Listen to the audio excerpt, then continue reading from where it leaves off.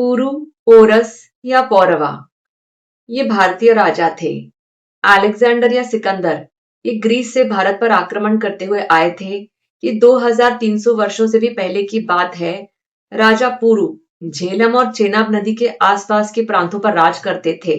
ये वह समय था जब भारत पर ग्रीक शासकों के हमले थे। जगहों के नदियों के ग्रीक नाम भी थे। झेलम को हाइडस्पेस के नाम से जाना जाता था और चेनाब को एसेसाइंस के नाम से जाना जाता था। एक और राजा थे अंभी राजा, जो तक्षशिला पर राज करते थे। अंभी राजा और पुरु राजा के बीच लड़ाई हो गई और उस लड़ाई में राजा पुरु ने अंभी को पूरी तरह से हरा दिया। अंभी उस हार को सहन नहीं कर पाए थे और उसका प्रतिशोध उसे लेना था। एक दिन अंभी के दरबार में एक दूत आया और बताया कि अलेक्जेंडर या सिकंदर अफगानिस्तान के एक आउटपोस्ट पर अपने सैनिकों के साथ रुके हुए हैं। अंभी अलेक्जेंडर से मिलने गए। अंभी को पुरु को हराना था और अलेक्जेंडर से मिलकर पुरु को हराने की योजना बनाई। अलेक्जेंडर की योजना के अनुसार उन्होंने अंभी को अपने सेनापति के साथ सैनिकों की एक टुकड़ी के साथ खैबर पास के रास्ते से सिंधु नदी के किनारे पर भेजा और वहां पर प्रतीक्षा करने के लिए कहा। एक दूसरे रास्ते से सैनिकों की एक और टुकड़ी लेकर अलेक्जेंडर निकल गए। अलेक्जेंडर की योजना थी कि जो भी प्रांत उनके रास्ते में आएंगे, वहां के राजाओं से वे स्वयं का आधिपत्य स्वीकार करवाएंगे, अपनी सेना को बढ़ाएंगे और फिर सिंधु नदी के किनारे पर जाकर अंभी और बाकी की सेना से मिलेंगे और वहां से पुरु से लड़ने निकलेंगे। सबसे पहले अलेक्जेंडर और उनके सैनिकों के रास्ते में मशकवती नदी आई। ग्रीक लोग उसे मसागा भी कहते थे। उस नदी को पार करने के बाद अलेक्जेंडर और उनके सैनिकों के सामने एक बहुत ही विशाल किला आया और उस किले पर वहां के मशकवती लोगों का नियंत्रण था। दोनों गटों के बीच लड़ाई हुई और उस किले से मशकवती लोगों ने ग्रीक सैनिकों पर तीरों के बौछार किए। अगले दिन ग्रीक सैनिकों ने एक तोप जैसा यंत्र निकाला और गोलाबारी करते हुए किसी तरह से मशकवती लोगों के उस किले की दीवार में एक छेद बनाया। लेकिन उस छेद से भी कई सारे मशकवती लोग बाहर निकलते आ रहे थे और तीरों के बौछार ग्रीक सैनिकों पर किए। कुछ तीर अलेक्जेंडर के पैर में जाकर चुभ गए। उन तीरों को निकाला गया लेकिन लड़ाई बंद नहीं हुई। लड़ाई जारी रही। अगले दिन ग्रीक सैनिकों ने एक लंबा लकड़े का टावर निकाला जो चाक पर पहियों पर चल रहा था। वह टावर सामने वाले किले की दीवार से भी ऊंचा था। वह टावर एक कबर्ड की तरह था और उसके अंदर ग्रीक सैनिक बैठे हुए थे। टावर के सबसे ऊपर के भाग पर एक दरवाजा था। उस दरवाजे को खोलकर ग्रीक सैनिकों ने एक लकड़े का ब्रिज निकाला और उस ब्रिज पर चलते हुए वे सामने वाले मशकवती लोगों के किले की ओर जाने लगे।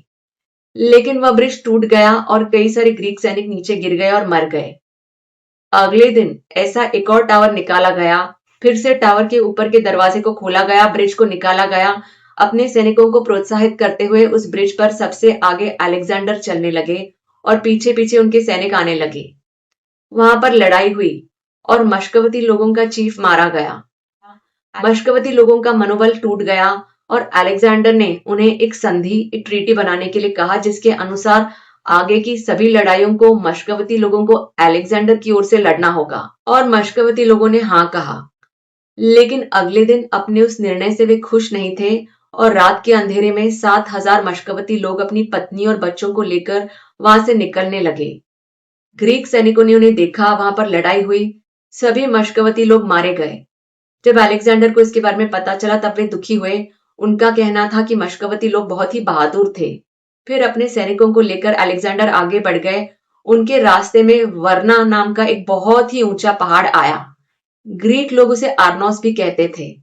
टोलेमी नाम के एक कमांडर की सहायता से अलेक्जेंडर और बाकी सैनिकों ने उस पहाड़ पर चढ़ाई की। उस पहाड़ की चोटी पर पहुंचे और वहां पर एक किला बनाया और उस किले की बागडोर शशिगुप्ता नाम के एक भारतीय राजा के हाथों में सौंपकर वे आगे निकल गए। फिर अलेक्जेंडर अपनी सेना को लेकर सिंधु नदी के किनारे पर पहुंचे जहां पर अंभी बाकी की सेना के साथ रुके हुए थे और वहां से पुरु के लिए यह संदेशा भिजवाया कि वे अलेक्जेंडर का आधिपत्य स्वीकार करें।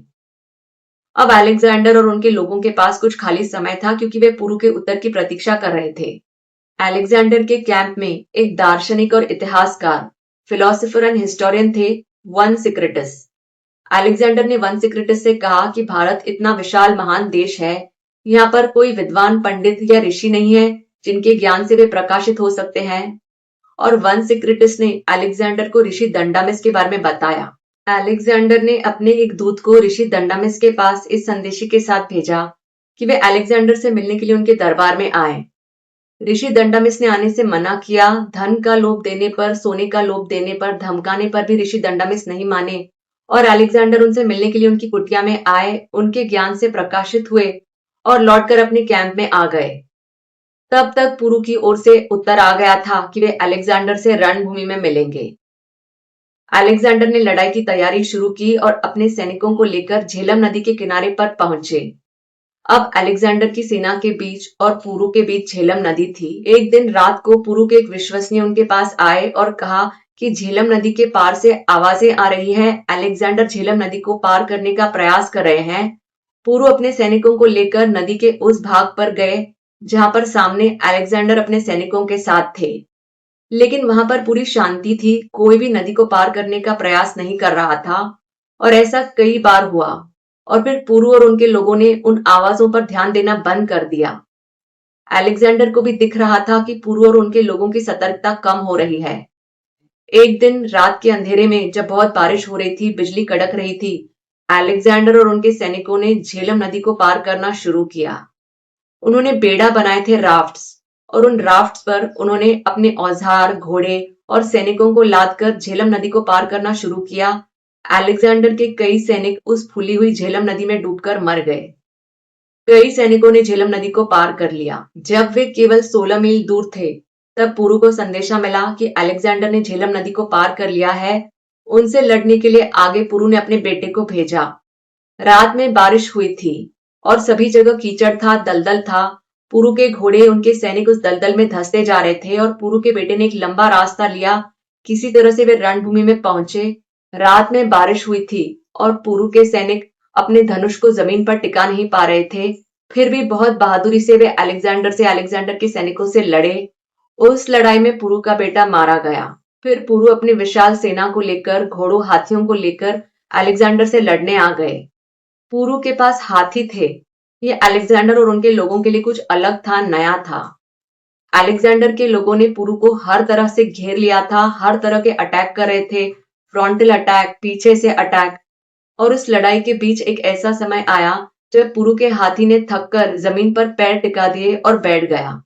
पुरु अपने हाथी से उतरे और हाथी के आगे जाकर खड़े रह गए। हाथी ने अपनी सूंड से पुरु के शरीर से उनके सारे तीर निकाले।